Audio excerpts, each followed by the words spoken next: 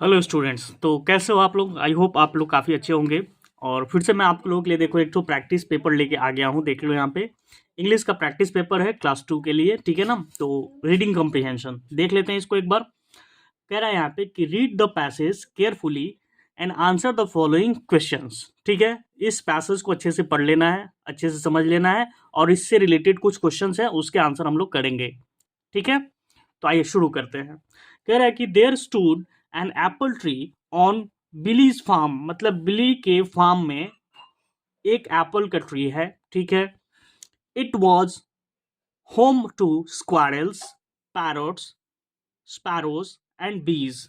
ये जो आपका एप्पल का ट्री है ये घर है, किसका घर है? तो बहुत सारी स्क्वारल्स रहती है वहां पे, पैरोट्स रहते हैं, स्पैरोज रहती है और बीज भी रहते हैं यहाँ पे। ठीक है, it bore plenty of apples. अब वो जो प्लांट है उस पर प्लेंटी ऑफ एप्पल्स लगे हुए हैं, मतलब बहुत सारे एप्पल्स हैं उसके ऊपर। ठीक है, फिर आगे कह रहा है यहाँ पे कि Billy played with his ball around the apple tree.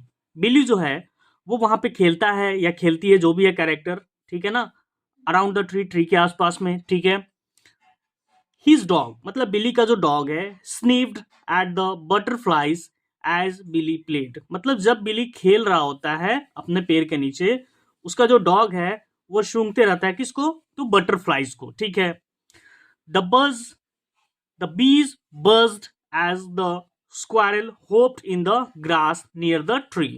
अब कह रहा है कि जो बीज है वहां पे, है ना, वो बजिंग का साउंड निकालती है। आप देखते हो ना कि बी कैसा साउंड निकालती है, तो बी बजिंग का साउंड निकालती है, भिन भिनाने का। जैसे ये स्क्वायरल वहां पे होप करती है, स्क्वायरल जैसे कूदते रहती है वहां पे, तो ये लोग ग्रास में, नियर द ग्रास ट्री के पास, ये लोग बजिंग साउंड निकालते हैं बी लोग। ठीक है, it was a happy place to B.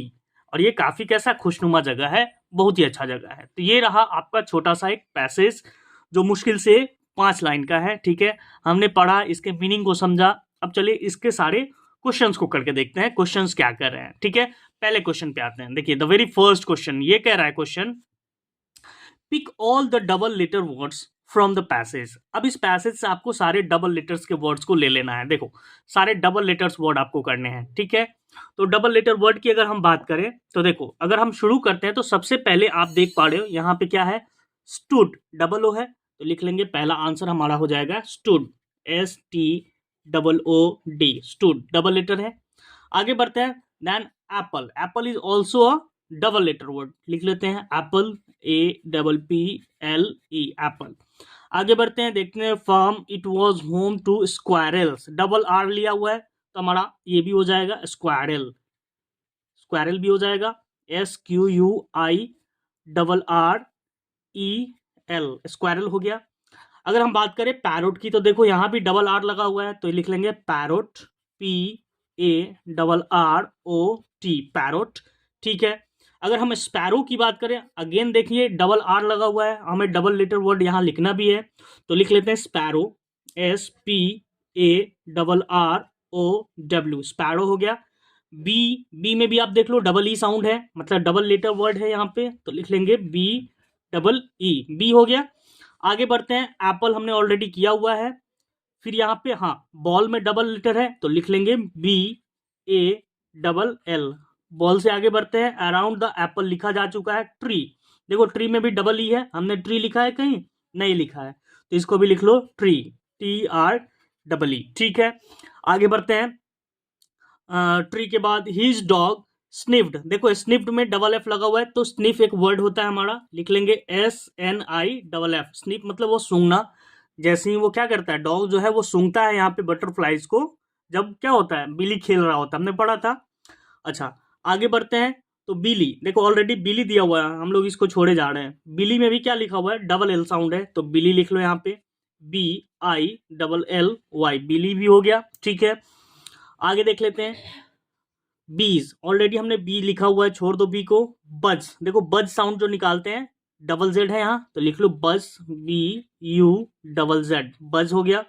आगे चेक करते हैं, इसमें ऑलरेडी हमने स्क्वायरल लिखा हुआ है। होप्ड, देखो होप्ड में डबल पी यहाँ पे दिया हुआ है, तो यहाँ पे हम होप्ड भी लिख सकते हैं, होप लिख लेते हैं, HOPPED, होप्ड हो जाएगा। अच्छा आगे बढ़ते हैं, ऐसे तो फुल हो गया, बट मुझे लगता है कि कुछ और भी मिल सकता है। जैसे देखो यहाँ पे ग्रास, होप के बाद ग्रास है, डबल एस साउंड है, तो आप चाहो तो इसको भी लिख सकते हो GRASS, ग्रास हो गया। ट्री हमने ऑलरेडी मेंशन किया हुआ है यहाँ पे, तो छोड़ दो ट्री को। देखो हैप्पी है ऑलरेडी, तो हैप्पी को लिख लो यहाँ पे। बाहर में मैं लिख लेता हूँ बॉक्स बना के, आप भी लिख लेना HAPPY, हैप्पी। ठीक है, हैप्पी हो गया। प्लेस टू बी, तो इस तरीके से हमने ये डबल लेटर वाले वर्ड्स को यहाँ पे लिख लिया, आप देख सकते हो यहाँ पे। ठीक है, ये ग्रास और हैप्पी जो है हमारा एक्स्ट्रा हो गया, कोई दिक्कत नहीं है। आगे देखते हैं अगला क्वेश्चन नंबर 2 क्या कहता है। नंबर 2 कह रहा है यहाँ पे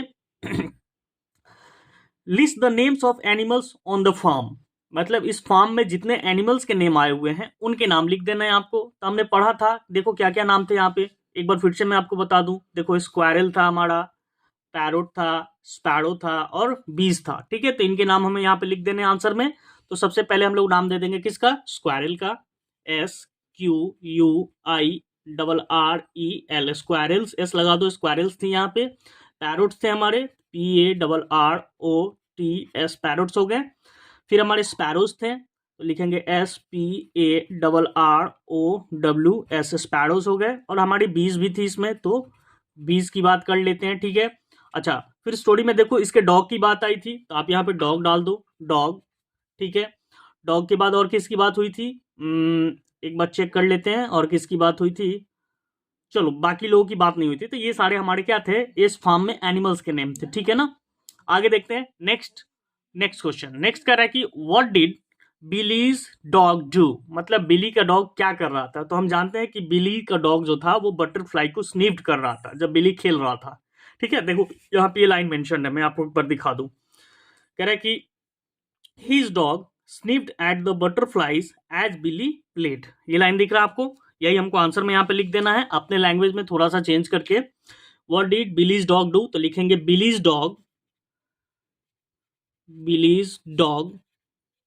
sniffed Billy's dog sniffed at the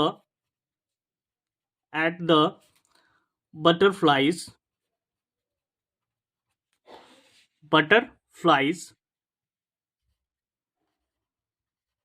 बस काम खत्म।